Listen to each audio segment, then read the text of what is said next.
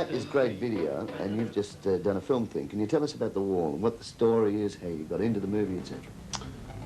Well, the story, when you see the film, you won't think there's much of a story, but basically the part I play is this neurotic character who, because of events in his life, it's very sad, becomes increasingly more desperate and eventually breaks down, and his worst fantasies and imaginations become, for him, real and dangerous. Yeah. Alan Parker rang up our manager and said, you know, would I like to go down and talk to him?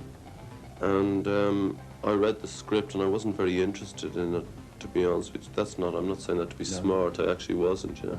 And it was only 50 page. I mean, I don't know if people look at this, but the average script is like about that thick. This one was about that thick. And it was a shooting script, just describing events. And the Floyd's lyrics were on this side of the page, and then the scene would be on this side of the page. Right. And I'm not mad for the Floyd's music, you know, and I hate their lyrics, you know.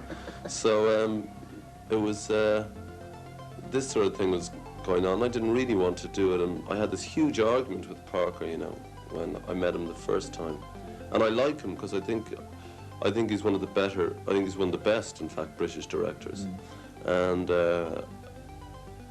the one thing that made me want to do was the fact that here's this guy being offered a movie, and it's a big budget sort of movie, and it's Alan Parker, you know. Well, you couldn't really ask for a better start to something. And we had this argument because I thought it was politically naive, and I thought this, and we had this huge argument. I thought he'd be immediately put off.